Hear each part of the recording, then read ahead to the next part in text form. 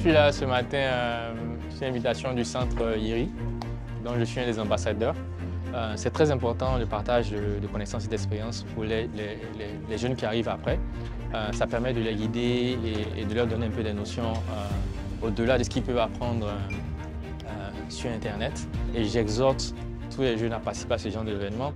Je vais juste parler de mon histoire à moi, vous raconter un peu les échecs que j'ai eus et puis peut-être les leçons que j'ai tirées de tout ça. D'accord? Ok. Donc la première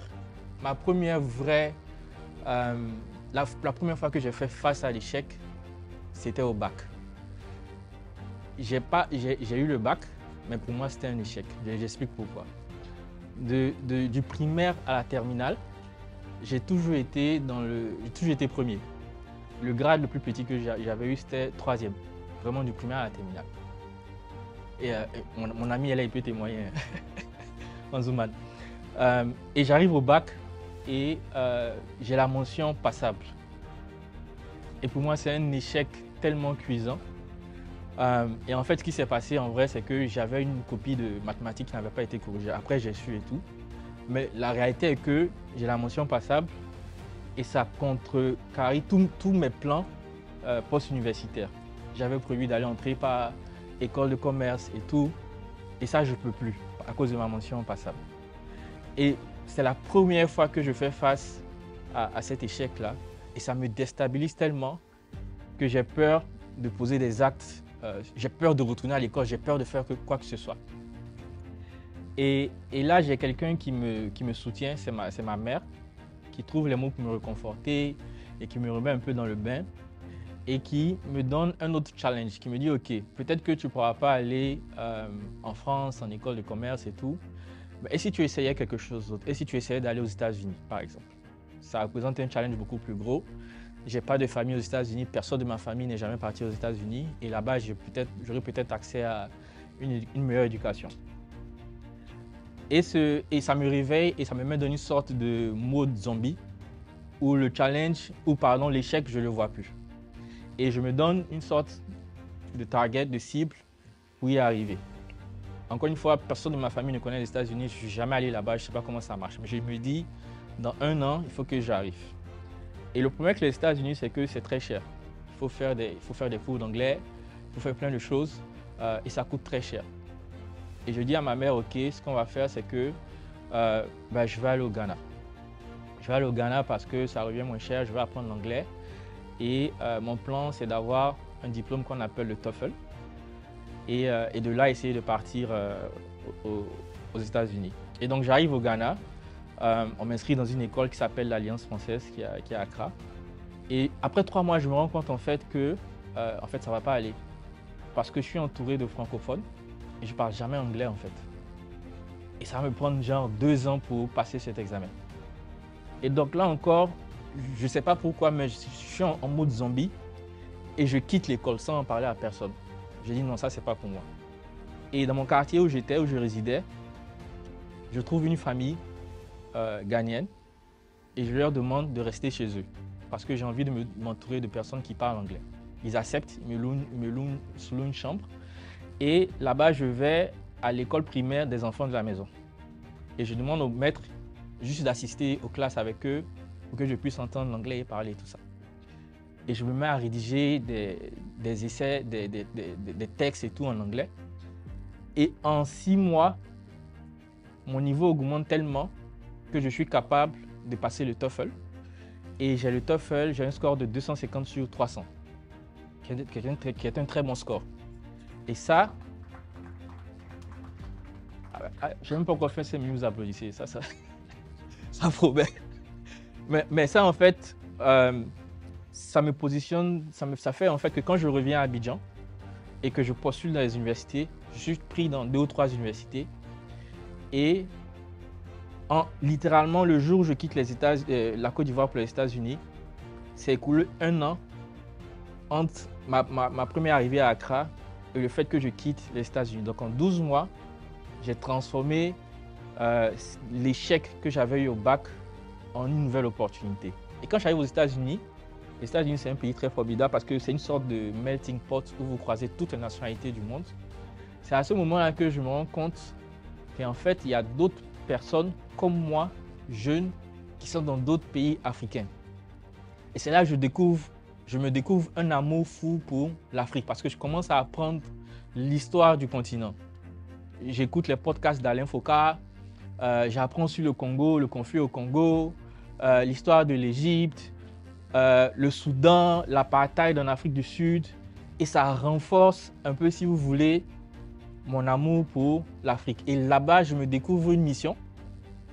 C'est que je me dis, en fait, moi, je dois contribuer au développement de mon continent. C'est ma mission de vie qui est là. Je dois utiliser ce que je sais faire pour contribuer au développement du continent. Et donc, je rentre au pays en 2011, après 5 ans aux États-Unis. Et la situation, je ne sais pas si vous vous rappelez, mais on venait de sortir de crise. Et la situation est quand même un peu bizarre. Okay? Et donc, je me dis, OK, c'est peut-être pas le meilleur moment maintenant là. Donc, je commence à explorer mes opportunités en Afrique. Encore une fois, à cette époque, j'ai vraiment l'amour pour l'Afrique. Je ne me vois plus en Côte d'Ivoire seulement, je me vois rayonner un peu dans l'Afrique et surtout contribuer au développement du continent. Donc pour moi, à l'époque, les frontières des pays africains, en fait, ça n'existe plus pour moi. Et donc je m'envole pour le Nigeria où j'ai un ami qui y vit, avec qui j'ai fait l'école.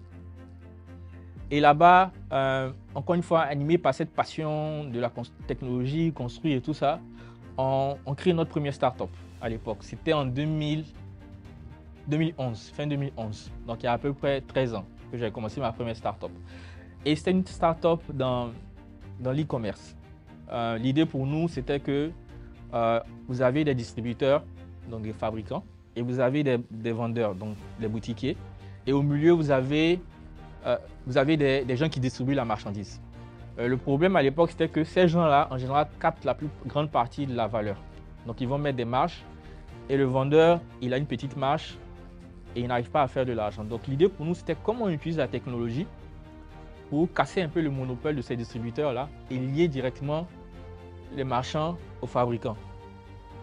Ça sonne un peu comme une idée révolutionnaire, n'est-ce pas? Pour l'époque, quoi.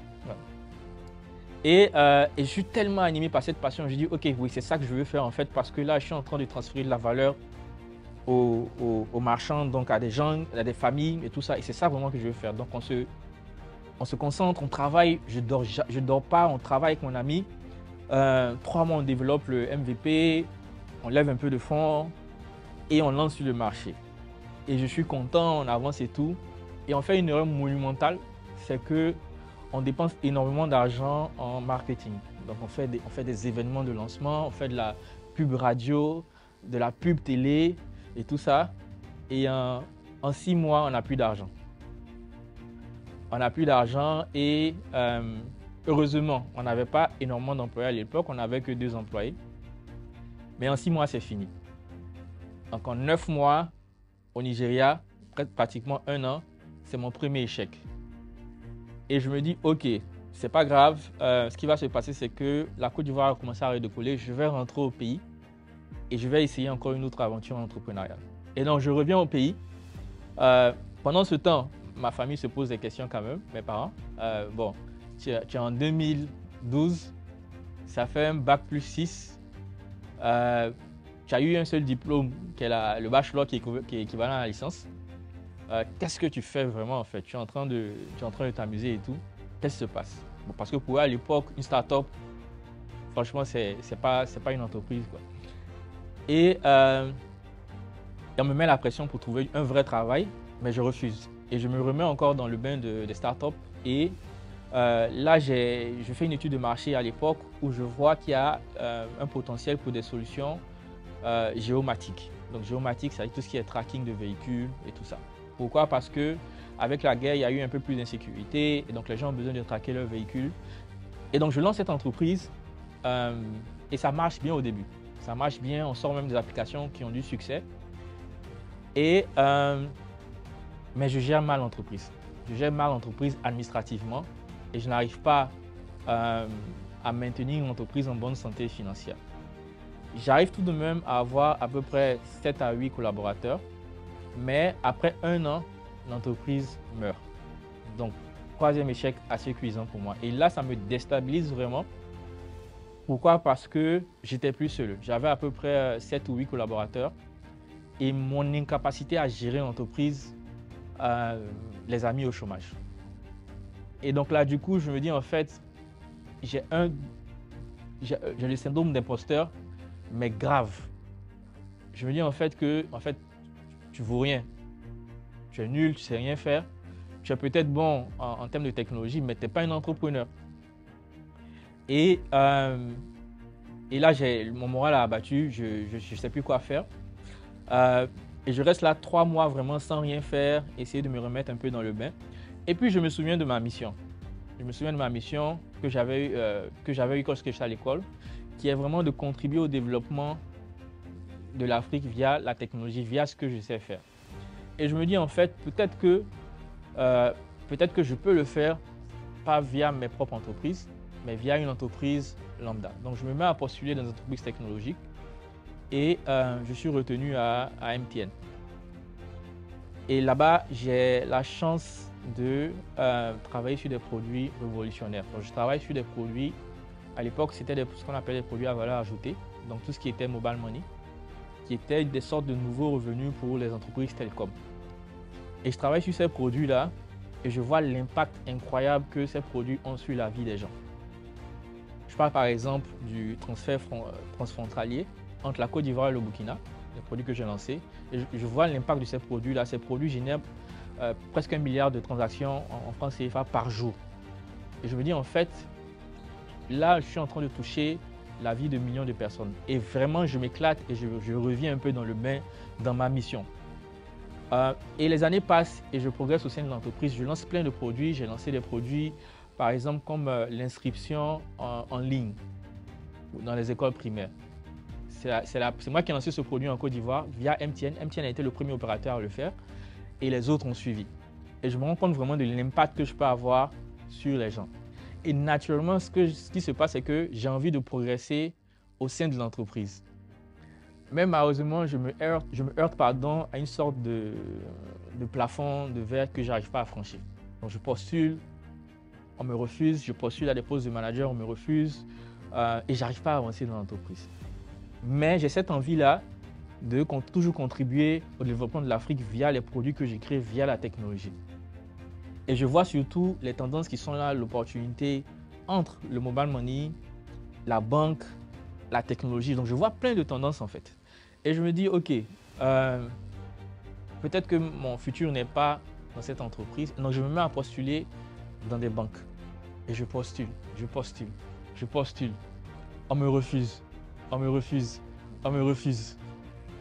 Je postule dans des banques. Il y a une banque digitale, je ne vais pas citer le nom, où je postule et ça correspond tellement à ce que je veux faire, mais on me refuse. Et je ne comprends pas en fait ce qui se passe. Je me dis, ok, peut-être que mon profil n'est pas assez attrayant, mais je sais que je suis capable de faire des choses. J'ai prouvé ici en fait. Mais pourquoi est-ce que je n'y arrive pas? Et je me dis en fait que peut-être que je n'ai pas accès au bon réseau pour le moment. Et j'ai comme plan de démissionner de là et de repartir à l'école. Donc mon plan, c'est de retourner dans une bonne école. Donc je vais essayer peut-être de rentrer à Harvard ou Stanford ou MIT. Et puis, je pense qu'une fois que je suis là-bas, que je peux avoir mon diplôme, je vais pouvoir avoir accédé à un réseau qui me permettra de faire ce que je veux faire à l'envergure que je veux. Vous comprenez? Et c'est là que je rencontre mon associé Hassan, qui est le CEO de Jamo, et qui me parle de son projet Jamo. Et ça fait clic dans ma tête. J'ai dit en fait, c'est exactement ça que je veux faire. C'est exactement ça que je veux faire en fait. Et on se rencontre et on prend un café, il me parle de son projet. On ne se connaissait pas, il m'a envoyé un message sur LinkedIn. Il m'a dit, est-ce que tu es disponible, on va se parler et tout. J'ai dit, oui, viens, on se parle et tout. Et on se parle, le même soir, j'ai tout de suite envie de commencer le projet.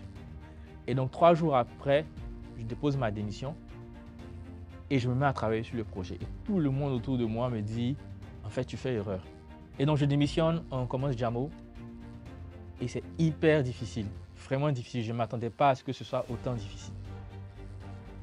Mais on franchit les étapes.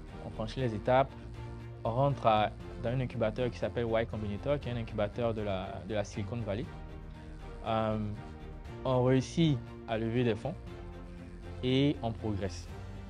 Et aujourd'hui, en fait, on peut avoir l'impression que Jamo a réussi parce qu'on a quand même 200 collaborateurs, presque 2 millions de clients.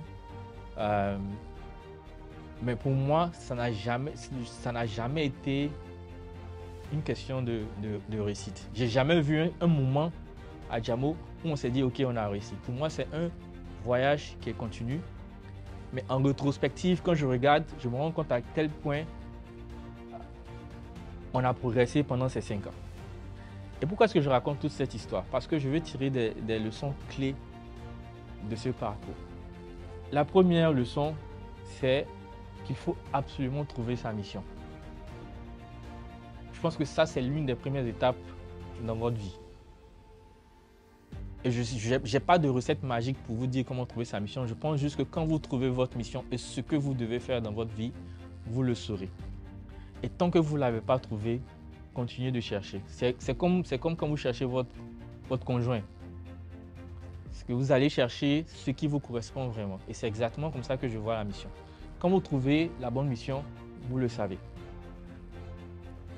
Et quand vous trouvez cette mission, c'est ce qui va vous servir de fil conducteur toute votre vie. Je vois ça comme une corde qui est tendue, sur laquelle je vais m'appuyer toute ma vie, même quand je tombe. Quand je ne sais pas ce que je fais, quand je ne sais pas où je dois aller, je me rappelle de ma mission, ce que je veux faire. Moi, ce que je veux faire, c'est utiliser mon talent, la technologie pour construire des produits qui vont contribuer au développement de mon continent. Il n'y a que pour ça que je me réveille le matin. La deuxième leçon que j'ai apprise, c'est qu'en fait, il faut démystifier l'échec. L'échec, pour moi, aujourd'hui, ce n'est qu'une étape normale du processus. Ce n'est jamais la fin. Quand je fais quelque chose, même si j'ai échoué, pour moi, en fait, cet échec-là, c'est juste une sorte d'escalier, un piédestal pour m'envoyer à la prochaine étape. Et donc, dès lors que dans votre esprit, vous n'avez plus peur de l'échec, vous libérez des super pouvoirs pour y avancer. Je pense que la peur de l'échec pétrifie énormément de personnes, au point où vous avez même peur de faire ce premier pas. Mais il faut arriver à déconstruire cet échec dans votre esprit. Et je pense que la plupart des gens ont peur de l'échec à cause de la pression sociale. Ok? Troisième point, c'est que il y a un mot que j'avais l'habitude d'utiliser, c'est la résilience. Jusqu'à ce que quelqu'un me dise en fait que c'est un mot bullshit. Pourquoi? Parce que la résilience implique la flexibilité. La résilience, c'est comme un roseau qui fait face à du vent. Qu'est-ce que le roseau va faire? Le roseau va se plier. En fait, c'est pas ça qu'on veut. La résilience, il m'a dit, en fait, c'est un mot que nos patrons nous disent pour nous manipuler, en fait. Le bon mot, c'est pas la résilience, c'est la résistance. On ne veut pas être un roseau, tu veux être un tronc de baobab. Un tronc de baobab qui reste dur face au vent. Vous voyez comment le roseau plie face au vent? C'est pas ce qu'on veut être en fait. On veut être un baobab et ne jamais plier et continuer.